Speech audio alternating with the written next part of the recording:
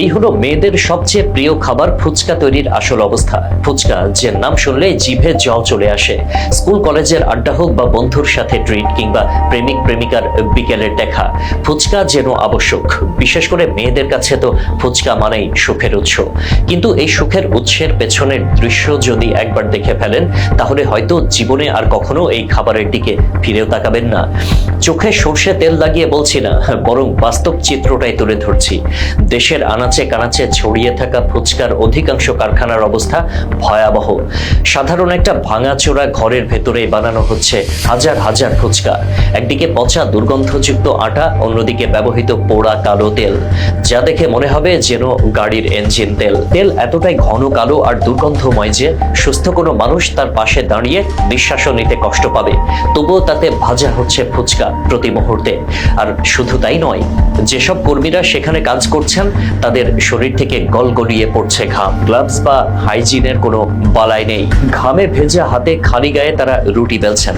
এক কর্মীর ঘাম ফুচকার উপর ঝরছে, অন্যজন ধুলাবালিতে মাখা মেঝেতে রুটিগুলো এমনভাবে ছড়িয়ে রেখেছেন যেন সেগুলো ফুচকা নয়, মাটির কোনো গয়না তৈরির পদ্ধতি চলছে। ফুচকার রুটিগুলো মেঝেতে পড়ে থাকলেও কেউ তা তোলার প্রয়োজন মনে করেন না। সোশ্যাল মিডিয়ায় মাঝে মধ্যেই চোখে পড়ে কিছু ভিডিও। ফুচকার দোকানি একই গামছা দিয়ে বারবার ঝাড়ছেন খাবারের ধুলাবালি, একই হাতে স্পর্শকাতর জায়গায় হাত দিয়ে আবারও খাবারে স্পর্শ করছেন। ক্রেতাদের সামনে ঠোঁটের কোণে থাকা ঘাম মুছে সেই হাতেই পরিবেশন করছেন আপনার আমার পছন্দের ফুচকা। ভাবুন তো, আমরা আসলে কি খাচ্ছি? দেশের নানা প্রান্তে এমন পরিস্থিতি। সপ্তাহের পর সপ্তাহ, এমনকি মাসের পর মাস একই তেলে ভাজা হচ্ছে ফুচকা। পোড়া তেল আর ঘামে মাখা ফুচকা দিব্যি পরিবেশিত হচ্ছে। অধিকাংশ কারখানা আবার বস্তির ভেতর বা অস্বাস্থ্যকর আবদ্ধ ঘরে, যেখানে রোদ বাতাস ঢোকে না বললেই চলে।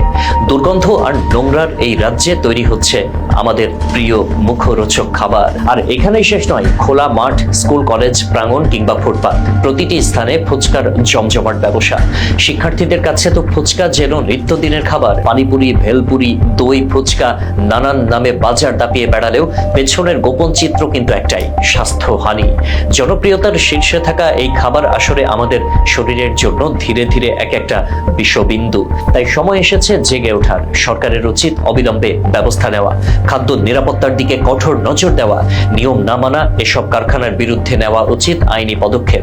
পাশাপাশি ভোক্তা হিসেবেও আমাদের সচেতন হতে হবে, না হলে অদূর ভবিষ্যতে এই স্বাদের ফাঁদে পা দিয়ে বড় ধরনের স্বাস্থ্য ঝুঁকির সম্মুখীন হতে হবে। বিশেষ করে ছোট শিশুদের এমন খাবার থেকে দূরে রাখার ব্যাপারে বাবা মায়ের আরো যত্নবান হওয়া জরুরি।